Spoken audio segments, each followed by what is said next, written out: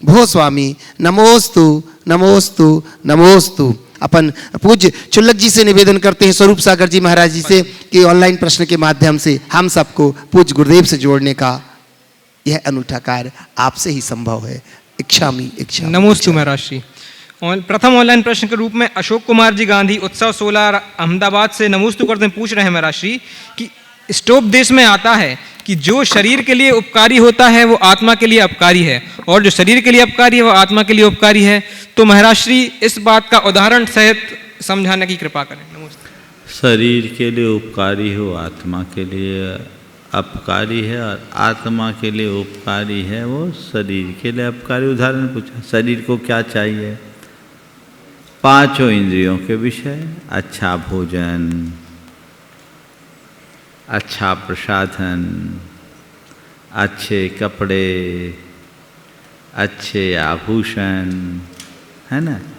तो ये सब अनुकूल विषय से शरीर पुष्ट होता है। तो जिन विषयों से शरीर पुष्ट होता है उससे लालसा बढ़ने के कारण आत्मा का अहित होता है, और इस लालसा को त्यागने से का नाम तप है, तप से आत्मा का हित होता है। तो लालसा को त्यागते हैं तो शरीर का पोषण छूटता है, तो उसका काम बिगड़ता है।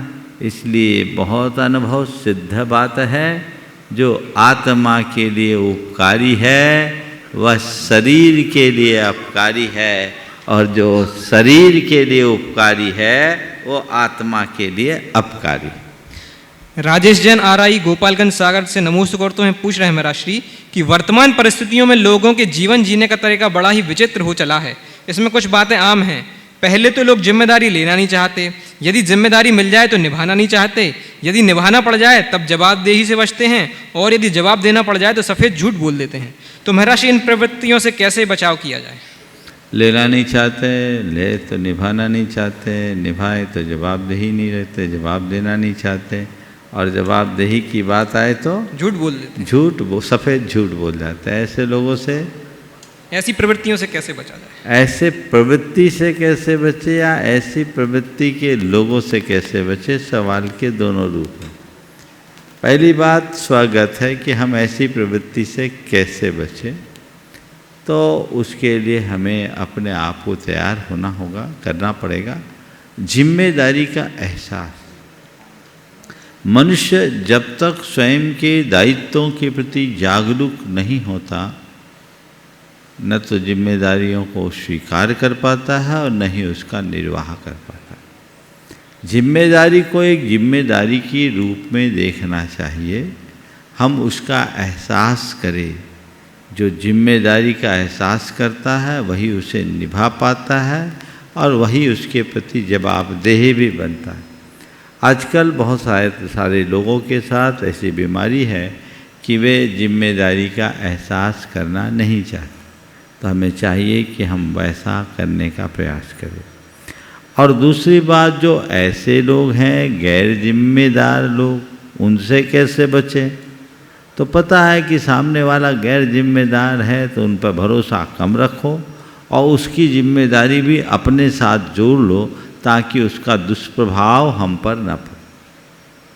प्रमोद कुमार जी जन पापड़ीवाल महावीर नगर जयपुर से नमोस्तु करते हुए प्रश्न कर रहे हैं महाराज श्री कि कोई भी व्यक्ति हमारा मित्र या शत्रु बनकर संसार में नहीं आता। हमारा व्यवहार और शब्द लोगों को मित्र या शत्रु बनाता है, यह तो स्वीकार किया जा सकता है। लेकिन प्रश्न यह है कि व्यक्ति की सफलता व उसके प्रगाढ़ पुण्य से जलकर बिना वजह लोग शत्रु बन जाते हैं, तो ऐसे में क्या करें? सफलता या प्रगाढ़ पुण्य के कारण बिना वजह लोग शत्रु बन जाते हैं, ऐसे में क्या करें? बिल्कुल उनको स्वीकार कर लो, क्योंकि ऐसे शत्रु हमारी प्रगति में सहायक होते हैं। एक बात सदैव ध्यान में रखना, गुलाब को जितना कुतरा जाता है वो उतना खिलता है। यदि व्यक्ति सफल है और उसके पुण्य का योग है, स्वाभाविक रूप से उसके आलोचक होंगे। हमारे गुरुदेव का एक बड़ा अच्छा हाइकू है, आलोचन से लोचन खुलते सो स्वागत। स्वागत करो। अगर कोई शत्रु है तो फूलों के मध्य कांटे तो रहेंगे ही, कांटों के मध्य फूलों को खिले रखना पड़ेगा। इसलिए हम अपनी शक्ति को अपने कल्याण में लगाएं, औरों के साथ उसे न जोड़ें। एक अज्ञात प्रश्न सांगली से है मेरा श्री कि मेरे विवाह के लिए परिवार वाले लड़का देख रहे हैं। मैंने अपनी पढ़ाई पूरी कर ली है और मैं सामाजिक धार्मिक कार्य करती हूँ तथा साथ में खुद का काम भी करती हूँ, पर लोग कहते हैं कि लड़की अच्छी है पर बहुत ज़्यादा धार्मिक है, और बोलते हैं कि विवाह के बाद हमारी सारी मिथ्या रीतियों का भी वहन करना पड़ेगा। तो अब अच्छे परिवार का चयन कैसे करें, इसके लिए राह दिखाएं। देखिए, सही बात है। समानस शीलम वैष्णेषु सख्यम। जहाँ शील और संस्कार की समानता होती, वहीं मैत्री का निवास होता है। अगर कोई व्यक्ति धार्मिक है तो उसे ऐसे ही परिवार को प्रमुखता देनी चाहिए जहाँ के आचार विचार और संस्कार उसके अनुकूल हो, क्योंकि इनकी अनुकूलता के अभाव में बड़ी सारी संक्लेश की स्थिति बनती है, परेशानियाँ खड़ी होती। आप जब भी किसी से बात करो तो अपनी प्राथमिकता में इस बात को रखो। मैं समझता हूँ सब तरह के लोग होते हैं, चाहे लड़के हो या लड़कियाँ, दोनों तरह के दोनों श्रेणियों में इस तरह के लोगों को तलाश होती है। अब तो ऐसी व्यवस्था बने ताकि समान विचारधारा के लोग मिले। और मैं तो कहता हूँ ठान लो, ऐसा मिलेगा तो करेंगे, नहीं तो मेरा रास्ता दूसरा भी खुला है। चक्कर में पड़ने के क्या बात। विवाह करना कोई ज़रूरी थोड़ी है। अपने आप के संस्कारों को गिरवी रखकर विवाह करके क्या पाओगे, जिंदगी भर दुखी रहोगे। इसलिए ठान लो, अगर हमें विवाह करना ही पड़ा तो हम तभी करेंगे जब सब संयोग मेरे अनुकूल बनेंगे, और नहीं है तो मैं नहीं करूँगी। यदि इतना सोचते हैं तो बहुत सारी बातें अपने आप ठीक हो सकती। डॉक्टर रत्नेश कुमार जैन भोपाल से नमोस्तु करते हुए प्रश्न कर रहे हैं मेरा श्री कि प्रायः देखा जाता है कि जो बातें जैन समाज के आंतरिक मंच पर रखकर चर्चा करनी चाहिए, वो बातें सोशल मीडिया आदि पर डालकर जैन समाज की एकता को खंडित, कमजोर और अन्य कमी बताकर अपने आप को महान विद्वान समझते हैं और शुभचिंतक समझते हैं। तो कृपया इस विषय में अपना मार्गदर्शन दें। अनेक बार बोल दिया मैंने। सबसे पहली बात, वो तो अपनी बात रखते हैं, फैलाता कौन है। मैंने अनेक बार कहा है, जो भी नकारात्मक बातें या जो हमारी समाज की मर्यादा के बाहर की बात है, समाज की आंतरिक बातों को सोशल मीडिया में प्रसारित करते हैं, आप उनको हतोत्साहित कीजिए, उनको अपने ग्रुप से निकालिए, अथवा आप उस ग्रुप से अलग होना शुरू कर दीजिए, उसे फॉरवर्ड करना बंद कर दीजिए, तभी ऐसे लोग हतोत्साहित होंगे। मुझे तो सबसे बड़ी विडंबना दिखती है, एक तरफ तो लोग चिंता भी जताते हैं और दूसरी तरफ ऐसी खबरें जल्दी फैलाते हैं। अच्छी खबरें फैलाने में लोग फिर भी देर कर देते हैं, लेकिन नकारात्मक बातों को लोग बहुत तत्परता से फैलाते हैं, ये उचित नहीं। पंकज जी जैन बूदी से नमोस्तु करते हैं, पूछ रहे हैं मेरा श्री कि यदि कोई भविष्य देख सकता है जैसे अवधि ज्ञान आदि के माध्यम से, तो सब कुछ पूर्व निर्धारित हो जाएगा, जैसे रावण का वध, राम जी का वनवास आदि, तो ऐसे में तो हम कठपुतली बन के रह जाएंगे। तो महर्षि ऐसे में क्या करें? अगर कोई भविष्य गाता हो जो हमारी सब चीज़ें बता दे, और आपने कहा हम ऐसे में कठपुतली से बन के रह जाएंगे, अच्छा है, इसी वजह से आज ऐसा कोई भविष्य बताने वाला नहीं है कि हमें कोई कठपुतली बनना पड़े। हम एक बात को सदैव ध्यान में रखें, हमारी कुछ पर्याय नियत होती है, कुछ पर्याय अनियत। पर्याय वही प्रकट होती है जैसी कारण सामग्री होती है। कारण क्रमानुक्रम विधायित्वात् कार्य क्रमानुक्रमस्य। कार्य का क्रमानुक्रम कारण के क्रमानुक्रम पर निर्भर करता है। हम किस तरह की कारण सामग्री का योग मिलता है वैसा कार्य होता है। इसलिए ये बात सोचना कि मेरा जो भविष्य प्रकट हो गया वो सुनिश्चित है, भगवान की वाणी में जो निकल गया वो निश्चित है। भगवान ने हमसे ये नहीं कहा कि तू निष्फिकर होकर बैठ जा, तेरा जो होना हो मेरे ज्ञान में आ गया। भगवान ने ऐसा तो कोई उपदेश दिया नहीं। भगवान ने तो यही कहा कि यदि अपना कल्याण करना चाहता है तो परिवज्जतु सामन्नम यदि इच्छति दुख परिमोक्षम। तुम अगर दुखों से मुक्त होना चाहते हो तो शीघ्र सामान्य को अंगीकार करो, शीघ्र मोक्ष मार्ग में लगो, जल्दी से अशुभ को छोड़ो, शुभ में रमो। भगवान ने तो यही कहा, अकरनी को छोड़ो और करनी को करो। भगवान ये क्यों नहीं बोल दिया, अरे निष्फिकर होके बैठ जा। सब मेरे हाथ में है, मेरे ज्ञान में, हाथ में तो उनके भी नहीं है, सब मेरे ज्ञान में है। जो जब जैसा होना होगा सो हो जाएगा। इसलिए इस तरह की उथली बातों में उलझने में कोई सार नहीं। अब शंकाओं के लिए चलते हैं सीधे मंचासीन मुनि संघ के चरणों में, और सर्वप्रथम निवेदन है क्षुल्लक श्री 105 चिद्रूप सागर जी के चरणों में कि अपने प्रश्न के माध्यम से हमें लाभान्वित करें। पूज्य मुनि त्रय के चरणों में नमोस्तु। एलक जी क्षुल्लक जी को इच्छा में। महाराज जी, सामान्य से कुछ प्रकार के हट सुनते हैं, बाल हट, स्त्री हट, राज हट, इसमें एक साधु हट भी सुनते हैं। तो साधु का तो सर्वत्र गुणानुवाद होता है, पर यह हट किस रूप में है और इसका किस अर्थ में है? बाल हट, राज हट, तिरिया हट और साधु हट। आपने बिल्कुल ठीक कहा, साधु का गुणगान होता है और बाकी का गुणगान नहीं होता। तो ये साधु हट है क्या? देखिए, बाल हट अपनी बात मनवाने को होती है, तिरिया हट भी अपनी बात मनवाने को होती है। राजा का भी जो हट होता है, एक बार जो ठान लिया कर दिया, वो कुछ पाने के लिए होता है। लेकिन साधु का हट जो होता है खुद को खपाने का होता है।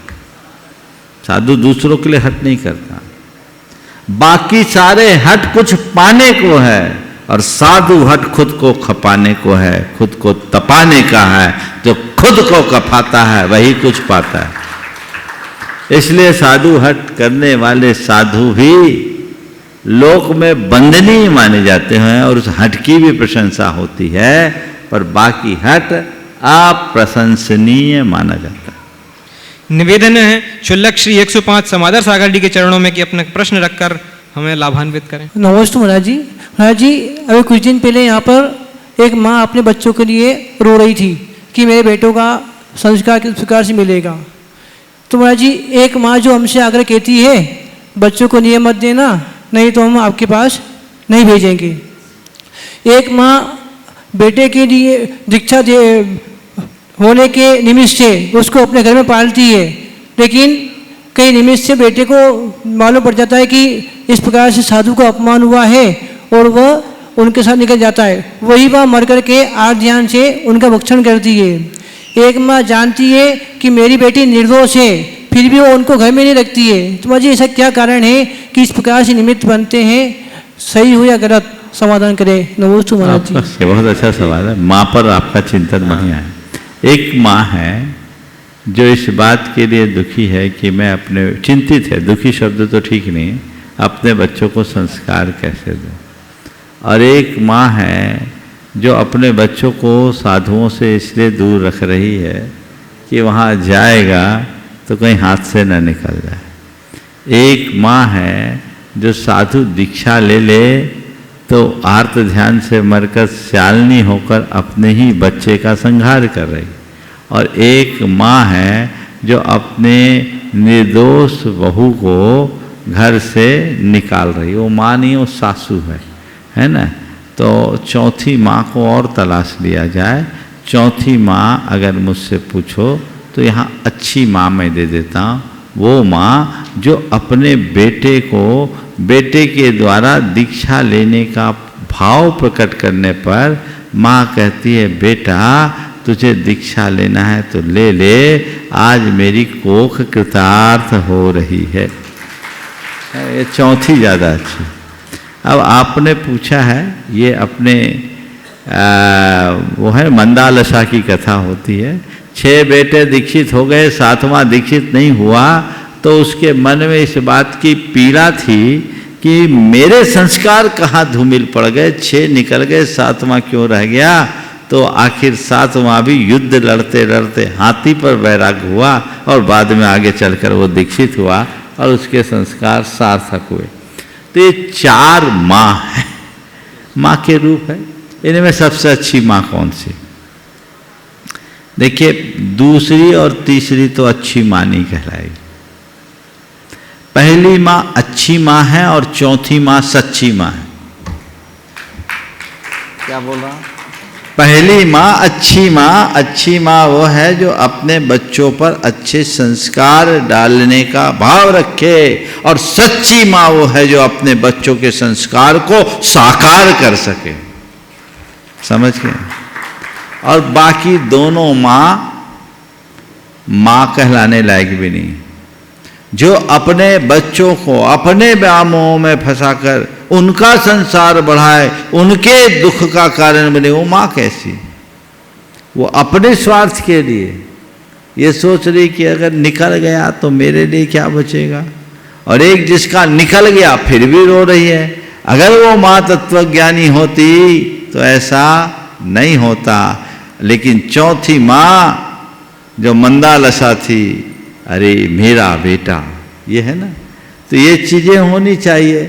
तो अपने जीवन में अच्छी माँ और सच्ची माँ बनने का भाव जगाना चाहिए। नमोस्तु पूर्वक निवेदन है परम पूज्य मुनि श्री शीतल सागर जी के चरणों में कि अपना प्रश्न प्रेषित कर हमें लाभान्वित करें। ओम नमः सिद्धिभ्य। अभी एक जानकारी मिली कि हेयर थेरेपी पद्धति है जिसमें बालों को जड़ से निकालते हैं और उस बाल को जब दवाई में डाला जाता है तो उससे रोग का इलाज हो जाता है। तो ये पढ़ने के बाद लगा कि हमारे आचार्यों ने जो केशलौंज के बाद बालों को खेत में बिखराने का इस तरह से कुछ बताया है, और वैसा करते भी हैं। लेकिन आजकल जो खेतों में पेस्टिसाइड फर्टिलाइज़र डले होते हैं तो इसका दुष्प्रभाव भी हमारे ऊपर पड़ता होगा क्या? कृपया प्रकाश। देखिए, महाराज जी ने बहुत गंभीर बात उपस्थित की है। ये बिल्कुल ठीक है। हेयर थेरेपी खासकर होम्योपैथी में कुछ लोग करते हैं कि वे आपके बाल को लेते हैं और बाल अपने किट में डालते हैं, और आप दूर हैं हजारों किलोमीटर दूर, और वहाँ बाल का ट्रीटमेंट करते हैं और असर पेशेंट पर पड़ता है। ये एक थेरेपी है, कई लोग करते हैं। अब उसका कितना असर पड़ता है ये बात अभी प्रकाशित नहीं है, पूरी तरह से प्रमाणित भी नहीं है, लेकिन ये थेरेपी है जिसका लोग प्रयोग करते हैं। और इसके पीछे का विज्ञान क्या है ये इस विषय में मैं अभी कुछ नहीं कह पाऊँगा, लेकिन ये एक पद्धति है जिसकी जानकारी मुझे थोड़ी सी है। आपने जिस तरफ अपना ध्यान खींचा कि अगर बाल को औषधि में डाला जाए तो वो सामने वाले के लिए औषधि का काम कर सकता है, तो अब हम मुनि लोग केश रोज करते हैं। केश रोज करके उसको, चूँकि इस बाल को चीटी वीटी ना उलझ जाए, कोई दूसरे प्राणियों का घात ना हो जाए, इसलिए उसको भूमि में गाड़ देते हैं। अब महाराज की चिंता बिल्कुल सही है। जिस खेत में हमने डाला उस खेत में अगर पेस्टिसाइड डालेगा तो पेस्टिसाइड उस बाल में भी जाएगा, वो बाल में जाएगा तो बाल वाले पर भी प्रभाव पड़ेगा।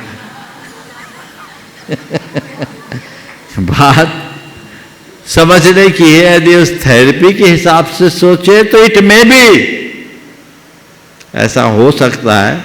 इसलिए अब ब्रह्मचारियों, अब खेतों की जगह जंगलों में रखा करो जहाँ झमेला ही ना आए। समझ गए ना? तो ये बचाव हो सकता है। हालांकि वो भी केवल बाल के संसर्ग का असर नहीं पड़ता, उसकी कुछ फ्रीक्वेंसीज तय की जाती है और उसको उसके साथ जोड़ते हैं, तब होता है। ऐसे नहीं तो कहीं किसी को केश डाल दें तो अब आजकल तो एक दूसरे के बाल एक दूसरे में इम्प्लांट भी करते हैं, तब तो बड़ा गड़बड़ हो जाएगा। इसलिए हाँ स्किन नहीं रहती, लेकिन फिर भी उसमें टिश्यूज तो कहीं ना कहीं से आ ही जाते हैं। खैर, ये एक महाराज जी ने जो चिंता प्रकट की है बिल्कुल एक विचारणीय है, और इस हेयर थेरेपी की जड़ में जाने के बाद इसका रहस्य और उजागर हो सकता है। नमोस्तु पूर्वक निवेदन है परम पूज्य मुनि श्री निर्वेक सागर जी के चरणों में कि अपने प्रश्न के माध्यम से हमें भी ज्ञान अमृत का पान कराएं। नमोस्तु महाराज। मुनिश्री को नमोस्तु करते हुए, पाठशाला में जब बच्चों को प्रवेश कराया जाता है तो उन्हें एक देव दर्शन का पाठ जरूर याद कराया जाता है, पढ़ाया जाता है। उस देव दर्शन में एक पंक्ति आती है, नहीं त्राता नहीं त्राता नहीं त्राता जगत्त्रये वीतरागात परो देवो ना भूतो ना भविष्यति। अर्थात वीतराग भगवान को छोड़ करके कोई भी हमारा रक्षक नहीं है, नहीं है, नहीं है, ना भूत में था और ना भविष्य में होगा। लेकिन कुछ लोग ऐसा कहते हैं कि वीतरागी भगवान तो ना हमारी रक्षा करते हैं ना संहार करते हैं, वो तो कुछ रक्षक देवी देवता हैं, वो ही हमारी रक्षा कर सकते हैं, इसलिए वीतरागी भगवान को की अपेक्षा में रक्षक देवी देवताओं से हमारी रक्षा की भावना करनी चाहिए। ये कहाँ तक उचित है, कृपया समाधान करें। देखिए, सबसे पहली बात तो ये है कि इस पंक्ति का अर्थ समझिए। त्राता का अर्थ हम रक्षक कहें, क्यों ना हम इसे तारनहार माने। जो तारे सो त्राता, तो इस संसार से तारने वाला अगर हमारा कोई है तो कौन है? वीतराग भगवान। और रक्षा करने वाला तो कोई है ही नहीं। भगवान भी हमारी रक्षा नहीं कर सकते, कोई किसी का रक्षक नहीं है और कोई किसी का मारक भी नहीं है। आयु पूरी होने के बाद कोई जिला नहीं सकता और आयु रहने तक कोई हिला नहीं सकता।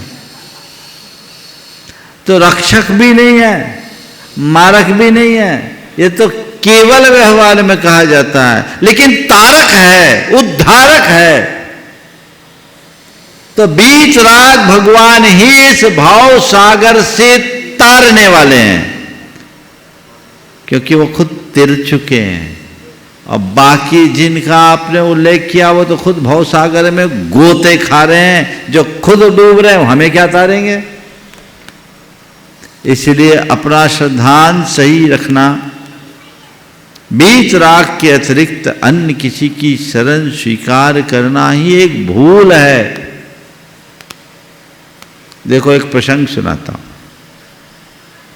महाभारत का प्रसंग है। जब कंस को मालूम पड़ा कि मेरा हंता अभी शिशु रूप में है और नंदगांव में पल रहा, चिंतित हो गया। ज्योतिषियों ने बता दिया, पर चिन्हित नहीं कर पाया कि कौन है मेरा हंता। तो कंस को थोड़ी चिंता हुई कि कोई मुझे मारने वाला पैदा हो गया। राजाओं की नीति होती कि शत्रु को प्रारंभिक अवस्था में ही कुचल दो, नहीं तो परेशान करेगा। वो चिंतित था तो उसके दरबार में पूतना आई। कंस को चिंतित देखकर पूतना ने कहा, आप बिल्कुल चिंता मत करें, ये तो मेरे लिए बिल्कुल चुटकियों का काम है। आप निष्फिक्र रहे, नंदगांव में एक भी बच्चा नहीं बचेगा। कहानी आप लोगों ने सुनी है, पढ़ी है, हो सकता है देखी भी होगी। पूतना ने बड़ा लुभावना रूप बनाया, मोहक, और वह मोहक रूप बनाकर नंदगांव में पहुंची। सारे ग्वाल बाल उसके गोद में खेलने के लिए उमड़ पड़े, और जिस जिस बच्चे ने उसके आंचल का दूध पिया सब चले गए, अचेत हो गए, सब अचेत हो गए। लेकिन जब श्री कृष्ण की बारी आई, वो गए तो था नन्हा बालक, लेकिन बाल अवस्था में एक घूंसा ऐसा दिया कि पूतना की सारी माया उतर गई।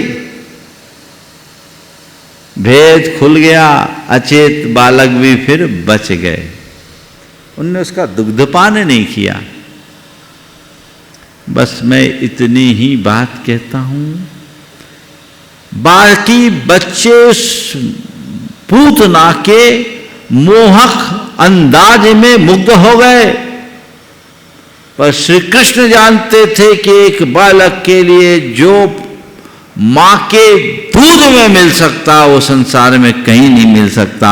एक बच्चे के लिए यदि शरण है तो केवल मां का आंचल है और कुछ नहीं, है ना। जिसको ये विवेक है कि माँ के आंचल से बड़ा और किसी का आंचल नहीं, वो कितना भी लोह मोहक और लुभावना क्यों ना हो, उसकी तरफ जाएगा भी नहीं, उस आंचल की तरफ देखेगा भी नहीं। एक नहीं है, वो ऐसी पूतनाओं के चक्कर में अपना सब कुछ गड़बड़ करेगा। तो जो विवेकी ज्ञानी जीव है वो बीतराग परमात्मा को माँ के आंचल की तरह शरण्य मानता है और उनसे भिन्न सबको पूतना के समान संसार वर्धक समझता है। इसलिए उनसे बचो, किसी के चक्कर में मत पड़ो। ऐसे तुम सोचोगे कि वो मुझे बचा देंगे, तो कोई किसी को नहीं बचा सकता। इसी बात को ध्यान में रखते हुए कार्तिकेयान उपेक्षा में कहा कि भैया बहुत ऊंची बात कही, उससे नियतवाद की पुष्टि होती, इसलिए लोग उसको जोड़ते हैं, पर मैं उस संदर्भ में नहीं करा। एक भावनीय बात है, एक सम्यक दृष्टि की भावना को मजबूत बनाने के लिए कार्तिकेय स्वामी क्या कहते हैं, जम जस जम देशे जेन बिहाने न जम मिकाले न नादम जिन्नम नेदम जम्मम्बा अहो मरनम्बा तम तस तम देशे तेन बिहाने न तम मिकालम्मी को वारे तुम सक्को इंदो वा अहो झिनिंदो वा। जिसका जन्म मरण जब जैसा होना है, जैसा भगवान ने जाना है, उसको न इंद्र टाल सकता है न जिनेंद्र टाल सकते हैं। इसलिए चक्करों में मत पड़ो। जिनके पीछे तुम अपनी रक्षा की गुहार लेके जाते वो खुद ही असुरक्षित है। इस सत्य को जाने, बस भगवान से हमें प्रेरणा मिलती है। वो भावतारक है, वो उद्धारक है। उनसे हम बीतरागता का संदेश प्राप्त करके अपने जीवन की दिशा और दशा को बदल सकते। आदरणीय सविता दीदी जी से निवेदन करता हूँ। परम पूज्य साक्षात विराजमान रत्नत्रय से मोक्ष मार्ग को प्रकाशित करने वाले मुनित्रय के चरणों में कोटि सा नमोस्तु। ऐलक छुल्लक श्री के चरणों में कोटि सा इच्छामि। मुनि श्री, अभी हम आचार्य ज्ञान सागर महाराज जी का सम्यक तो सार शतकम का स्वाध्याय कर रहे थे। आचार्य भगवंत का उसमें बहुत सारा एक अलग चिंतन भी उन्होंने दिया। उसमें बहुत अच्छी बात उन्होंने कही कि जो धर्म ध्यान के 4 भेद हैं, वो चारों भेद प्रशम, संवेग, अनुकंपा, आस्तिक्य में घटित होते हैं। उन्होंने क्रमशः धर्म ध्यान को कारण कहा है और भावों को कार्य कहा है। उन्होंने कहा आज्ञा विचय प्रशम भाव में, अपाय विचय संवेग भाव में, और विपाक विचय करुणा भाव में, और आस्तिक भाव उन्होंने घटित किया संस्थान विचय धर्म ध्यान में। उन्होंने बहुत अच्छे से कारण कार्य की व्यवस्था बताई है। एक कारण है और भाव कार्य है। तो मुनि श्री इसी को जरा स्पष्ट आपके श्री मुख से सुनना चाहते हैं कि धर्म ध्यान में और भावों में कारण कार्य व्यवस्था कैसे घटित होगी। नमोस्तु महाराज। धर्म ध्यान और भावों में कारण कार्य की व्यवस्था, आपने ज्ञान सागर जी महाराज के चिंतन को बहुत व्यवस्थित तरीके से रखा है और मैं मानता हूँ ये बड़ा मौलिक चिंतन है। सम्यक सार शतकम मेरा बड़ा प्रिय ग्रंथ है। हमने अनेक बार उसे पढ़ा भी है, पढ़ाया भी। उसमें जो ज्ञान सागर जी महाराज ने खासकर कारण कार्य व्यवस्था का विवेचन किया वो अपने आप में अद्भुत है। पहली बात तो आपके इस प्रश्न के माध्यम से मैं सभी से कहूँगा, जो थोड़े तत्व जिज्ञासु हैं वे एक बार सम्यक सार शतकम का स्वाध्याय अवश्य करें। आपने पूछा भावों का धर्म ध्यान से क्या संबंध। मैं तो कहूँगा भाव ही ध्यान है, भाव ही ध्यान है। शुभ भाव धर्म ध्यान है, अशुभ भाव आत्रोध ध्यान है। ऐसा मैं नहीं कहता। शुद्ध भाव शुक्ल ध्यान है, ऐसा मैं नहीं कहता। आचार्य कुंद कुंद कहते हैं। भावम तिविहि पयारम असुहम सुहम च शुद्धमेव नायबम असुहम च अद्दरुठम सुधम्मो बयाना। तो अशुभ भाव आर्तरौद्र ध्यान है और शुभ भाव धर्म ध्यान है। तो आर्तरौद्र ध्यान से बचकर धर्म ध्यान में मग्नता ही हमारी सच्ची भावना है। तो आपने पूछा भावों को हम धर्म ध्यान से कैसे जोड़ें? भावों की दिशा मोड़ दें, धर्म ध्यान हो जाएगा। यदि भाव नकारात्मक दिशा में है वो अशुभ है, पाप का असर कराने वाले हैं, आर्त रौद्र हैं, संसार का विस्तार करेंगे। कारण और कार्य, उन्होंने धर्म ध्यान को कारण कहा, आज्ञा बचे, अपाय बचे, विपाक बचो, और प्रशम संवेग अनुकंपा को क्रमशः कार्य कहा। ऐसा धर्म कार भाव जो है अर्थात हमारे अंदर की धार्मिक भावना से ही प्रशम भाव आया। संवेग संसार से भय है, ये भी हमारी धार्मिक भावनाओं का ही परिणाम है। इसी तरह अनुकंपा है और आस्तिक यानी आस्था रूप जो परिणाम है, उस परिणाम को जन्म देने वाला कौन है? भाव। तो शुभ भाव है, तो शुभ भाव कारण है और उसके कारण प्रथम संवेग अनुकंपा और आस्तिक के जैसी परिणति उसका कार्य हो गया। ये अर्थ। ठीक, नमोस्तु महाराज। निवेदन कर रहा हूँ ब्रह्मचारिणी सुनीता दीदी जी। तीनों मुनिवर के चरणों में नमोस्तु नमोस्तु नमोस्तु। एलक जी के चरणों में इच्छा में, सभी क्षुल्लक जी के चरणों में इच्छा में, इच्छा में, इच्छा में। महाराज जी, हम लोग, आप लोग जो चातुर्मास करते हैं, जो व्रती नहीं है, प्रतिमाधारी नहीं है, लेकिन चातुर्मास में यम नियम संयम में कैसे बंधना चाहिए और उसमें बंधने के बाद में कैसी प्रवृत्ति रखना चाहिए कि चातुर्मास में आगे जा कर के व्रतों को अंगीकार भी करें और चातुर्मास में कैसे अपने आप को संयमित रखें। थोड़ा पहले पूछना था, लेट पूछा।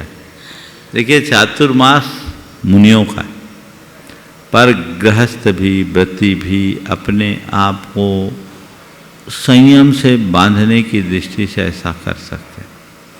असंयम से निवृत्ति ही चातुर्मास का मूल उद्देश्य।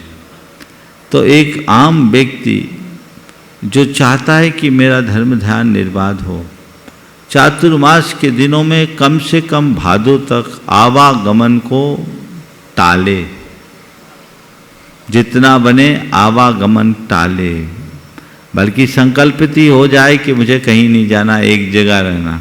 पहले ऐसा लोग करते थे, लेकिन अब आजकल लोगों को रहा नहीं जाता, सुविधाएं भी सब तरह की सब जगह नहीं बनती। लेकिन पहला प्रयास हो आवागमन टले।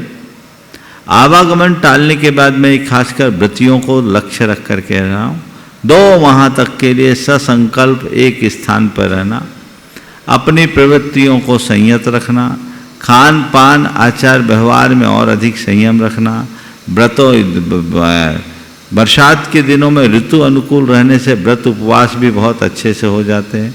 तो यथासंभव व्रत उपवास आदि करना और अपनी अंतरंग साधना को बढ़ाना। एक जगह टिकने में स्वाध्याय भी होता है, साधना भी होती है। इन सब बातों को जो लक्ष्य लेकर के चलते हैं उनके लिए ज़्यादा आनंद है। नमस्ते। निवेदन कर रहा हूँ जयपुर से व्रती बहन पुष्पा दीदी जी। नमोस्तु महाराज श्री, नमोस्तु नमोस्तु। इच्छा ही महाराज श्री। महाराज श्री, हम है ना शास्त्रों के है ना जिला चढ़ाते हैं, जिन वाणियों के जिला चढ़ाते हैं उनको अच्छे से रखते हैं, उनमें सिद्धांत ग्रंथ भी होते हैं। तो महाराज श्री, क्या हमको इसके अंदर दोष लगेगा? शुद्धि के वस्त्र पहन के चढ़ाओगे तो कोई दोष नहीं लगेगा। तो शुद्धि पूर्वक नीचे रखे बिना। निवेदन कर रहा हूँ चंद्रकला जी पाटनी व्रती बहन। मेरी तरफ से जगत के सब जीवों की तरफ से दोनों मुनिराजों के चरणों में नमोस्तु। एलक जी के चरणों में इच्छामि, सब क्षुल्लक जी के चरणों में इच्छामि। महाराज श्री, कई लोग कहते हैं कि मंदिर में जय जिनेन्द्र नहीं करना चाहिए, और क्षुल्लक जी, एलक जी, इन लोग के मतलब इन लोग को हम लोग इच्छामि कर सकते हैं क्या मंदिर में, और माता जी को वंदामि कर सकते हैं क्या मंदिर में? पहली बात, जो लोग कहते हैं मंदिर में जय जिनेन्द्र नहीं बोलना चाहिए, उनसे मैं पूछना चाहता हूँ क्यों नहीं बोलना चाहिए? जय जिनेन्द्र का मतलब तो जानिए। आप लोग एक दूसरे को जय जिनेन्द्र बोलते, इसका क्या मतलब है? हाँ, जिनेन्द्र भगवान की जय हो तो आप जय जिनेन्द्र बोलते, वो भी बोलते जिनेन्द्र भगवान की जय हो। तो तो वो इस बात का द्योतक है कि मैं भगवान जिनेंद्र का अनुयायी हूं, तो वो बोलता मैं भी भगवान जिनेंद्र का अनुयायी हूं। तो हम तो रोज यही चाहते कि सारी दुनिया के हृदय में जय जिनेंद्र हो जाए, सब तरफ जिनेंद्र की जय हो जाए, यही तो प्रभावना है। तो निज पर को प्रेरित करने के लिए है जय जिनेंद्र। तो हम नमन किसको कर रहे हैं? जिनेंद्र भगवान को कर रहे हैं। सामने वाले का सत्कार इस भाव से, हम तुम एक बराबर, हमारे आराध एक, हमारी आस्था एक, हमारी भावना एक, हमारा लक्ष्य एक। इसलिए जय जिनेंद्र, तो वो बोलेगा जय जिनेंद्र, कोई बुराई नहीं। रहा सवाल एलक जी छुल्लक जी को इच्छामी, आरिकाओं को बंदामी, मुनि महाराज को नमोस्तु, ये भी जोड़ लो। मंदिर जी में करें कि नहीं करें? मंदिर जी में आप जाओ तो पहले भगवान को नमन करो। भगवान को नमन करने के बाद कोई भी साधु यदि मंदिर जी में है तो जब तक वो अपनी वंदना पूरी ना कर ले तब तक उनको नमन ना करो। कायदे से साधु की वंदना भी साधु के कक्ष में जाकर करनी चाहिए। सामूहिक रूप से जैसे भी आचार्य भक्ति होती तो उस समय आपने वंदना कर ली, वो है। अब आपको जहाँ मिल गए सो कर गए, जहाँ उनका स्थान वहाँ करो, पर मंदिर जी आदि के मिले तो यथायोग सत्कार करने में दोष नहीं करना चाहिए। जैसे मंदिर में इच्छा में बोलते तो हमारा वो निदान जैसा हो नहीं। इच्छामी का मतलब ये नहीं कि मैं क्षुल्लक बनना चाहता। इच्छामी का मतलब है कि आपके पद की, आपके व्रतों की मैं सराहना करता हूँ, मैं उसकी अनुमोदना करता हूँ। ये प्रेमचंद जी, संध्या जी, उपकार परिवार सागर से। मेरे आराध्य गुरुदेव नमोस्तु नमोस्तु नमोस्तु। सभी छुल्लक महाराज जी, छुल्लक महाराज जी को इच्छामी इच्छामी इच्छामी। महाराज श्री, छाता बारिश तो नहीं रोक सकता किंतु बारिश में खड़े होने का साहस अवश्य देता है। ठीक इसी प्रकार आत्मविश्वास सफलता की गारंटी तो नहीं देता किंतु संघर्ष करने की प्रेरणा अवश्य देता है। तो गुरुदेव हम ऐसा आत्मविश्वास कैसे जगाएं, मार्गदर्शन करें? छाते को देखो और प्रेरणा लेते रहो। जैसे बारिश होते हैं तो हम छाता, जबकि बहुत छोटी सी सीमा होती है छाते की, और आजकल के छाते तो और बहुत छोटे होते हैं। आजकल के छतरी का मतलब है इज्जत के साथ भीगना, है ना। फिर भी वो हमें उस बारिश को झेलने का साहस देता है। इसी तरह कभी भी हो, हमारे पास अल्प संसाधन भले हो, लेकिन अपना आत्मविश्वास कम नहीं रखना चाहिए, उससे प्रेरणा लेते रहना चाहिए। वर्षा चौगले जी, भौशो महाराष्ट्र से। भगवान, मेरा क्वेश्चन है कि जीवन में संयोग वियोग होता ही रहता है, दुख आता ही रहता है, लेकिन हमारे ऐसे कौन से कर्म का उदय आया कि हम परिवार वाले वियोग, वो दुख भूल नहीं पा रहे हैं महाराज जी। ऐसे कौन से कर्म हमने पिछले जन्म में किए होंगे, इतने क्रूर कर्म हमने किए होंगे कि हमारे जीवन में इतना बड़ा वियोग आया महाराज जी? देखिए, पहले तो मैं सहानुभूति प्रकट करता हूँ आपके प्रति, जिनके लिए भी जीवन में ऐसा वियोग हुआ। वियोग निश्चित ही हमारी व्यवस्थाओं को बिगाड़ता है, लेकिन हम सबको ये पता है कि संयोग वियोग हमारे हाथ में नहीं, तो हमें उसे स्वीकार करना सीखना चाहिए। ऐसे निमित्तों को सुख का निमित्त बनाने की जगह वैराग्य का निमित्त बनाना चाहिए, और ये सोचना चाहिए ये घटना घटी है तो अब हमें अपना रास्ता ठीक करना है। किसी के जीवन में कोई भी कैसा भी वियोग आ सकता है, ये कहा नहीं जा सकता। जब हम मोह भाव को जगाते हैं तो हृदय में दुख उत्पन्न होता है, और ज्ञान भाव जागता है तो सारा दुख दूर हो जाता है। तो हम मोह भाव से मुक्त होकर ज्ञान भाव में जीने का प्रयास करें, ताकि अपने आप को वियोग बुद्धि से बचाया जा सके। और कोई रास्ता नहीं है, जो घटना था वो घट गया, लौट के आने वाला नहीं है। तत्व ज्ञान का आलम्बन लीजिए, जिससे रास्ता प्रशस्त हो सके। अर्चना असित जी, बेनाडा कोलकाता से। नमोस्तु महाराज जी, इच्छामी महाराज जी, इच्छामी इच्छामी। महाराज जी, शंभुक कुमार 12 वर्ष तक तप किए और उसका फल लक्ष्मण जी ले गए, और उसी खड़ग से उनकी मृत्यु हो गई। तो ये कैसे कर्म की विडंबना है कि उन्होंने 12 वर्ष तक तप किया और उसी से उनकी हत्या हो गई। देखो, कहानी के विस्तार में मैं नहीं जाता, लेकिन इस कहानी में हमें एक आध्यात्मिक संदेश दिखता है। मैं शंभु कुमार एक व्यक्ति के रूप में नहीं देख रहा हूँ, और लक्ष्मण जी को भी मैं एक व्यक्ति के रूप में नहीं देखता, एक वृत्ति के रूप में जब देखता हूँ तो इसका उत्तर मुझे अलग दिखता है। शंभु कुमार ने 12 वर्ष तक औंधे मुंह रहकर तप किया। उसे चंद्रहास खड्ग की सिद्धि होने के बाद भी उपलब्ध नहीं हुई, है ना। लक्ष्मण जी को पल में हो गई। इसका अर्थ मुझे कुछ और दिखता है। ये शंभु कुमार है, हमारे भीतर का अज्ञान जो औंधे मुंह यानी विवेकहीन होकर के तप कर रहा है।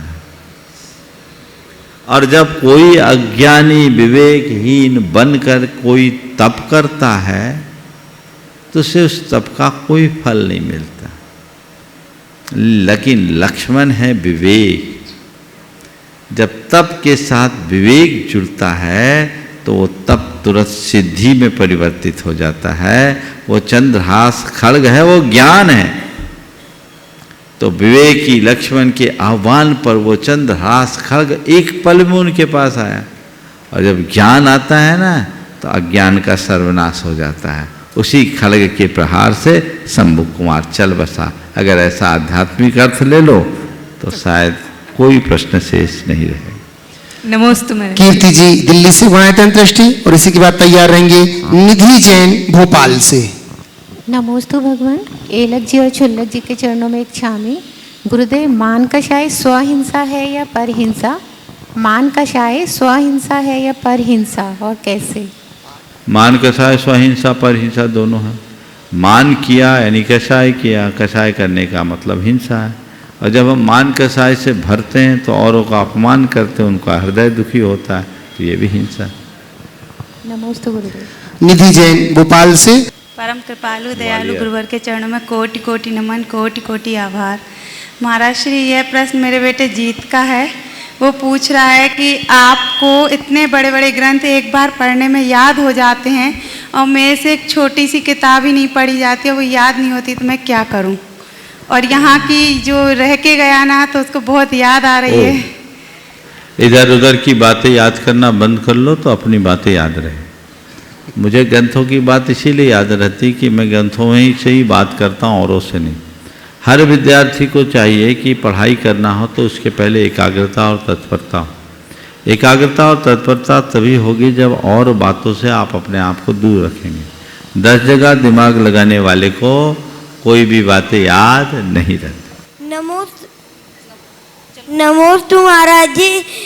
इच्छामी महाराज जी, में जब घुटनों में दर्द होता है तब हम दवा लगा लेते हैं, पर जब मन में दर्द हो तब हम क्या करें? घुटनों में दर्द हो तो दवा लगाते हैं, मन में दर्द हो तो हम क्या करें? जब मन में दर्द होने लगे ना तो गुरुओं की वाणी का मरहम लगा लो, मन का दर्द दूर हो जाए।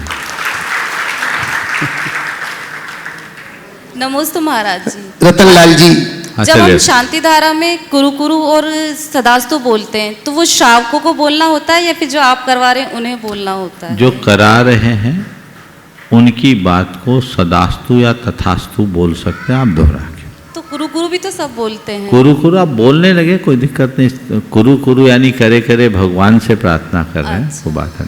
नमोस्तु महाराज। रतनलाल जी सिंघौली से गुणायतन ट्रस्टी। परम पूज्य गुरुवर के पावन चरणों में नमोस्तु नमोस्तु नमोस्तु। गुरुवर, उनका विचार यह था कि सिर पे एक सफ़ेद बाल देखने के बाद भी उन्होंने दीक्षा ले ली, और हमारे सिर की स्थिति में इतने बाल सफ़ेद है जिनकी गिनती नहीं कर सकते।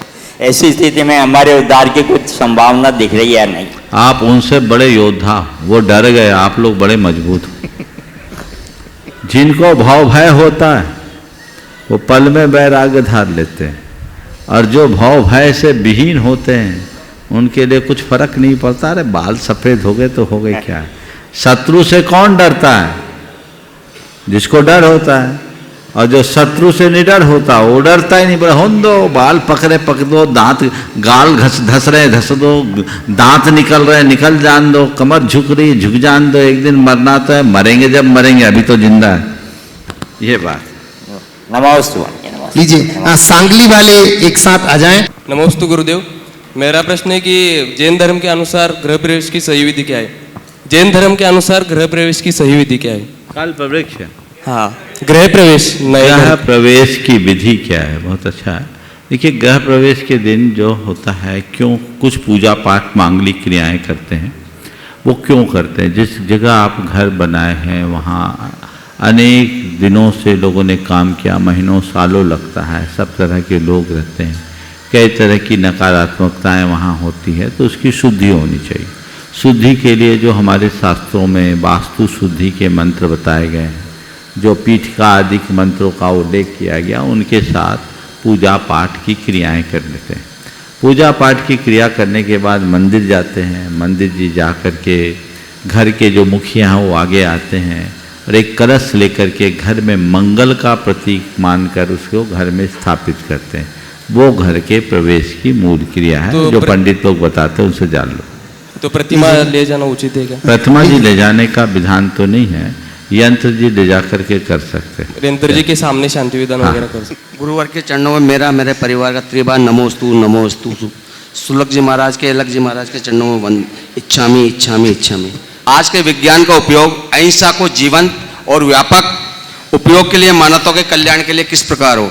आज के विज्ञान का उपयोग अहिंसा को जीवंत और उसका व्यापक प्रचार प्रसार हो और मानवता का कल्याण हो, उसके लिए किस प्रकार होना चाहिए? विज्ञान का उपयोग अहिंसा और जीवन के व्यापक प्रचार प्रसार के लिए, मानवता के कल्याण के लिए कैसे करें? वैज्ञानिक साधनों के माध्यम से लोगों की चेतना को जगाने का अभ्यास करें, संवेदना को जगाने का अभ्यास करें। शास्त्रों में उल्लिखित बातों को वैज्ञानिक आधारों से हम पुष्ट करके चले तो हम इस बात में बहुत आसानी से आगे बढ़ सकते हैं और वो हमारे जीवन के लिए रक्षक और सहायक भी हो सकता है। उस दिशा में हमें सतत प्रयास करना चाहिए। समय आप सबका हो गया है, यहीं पर विराम। बोलिए परम पूज्य आचार्य गुरुवर श्री विद्यासागर जी महाराज जी।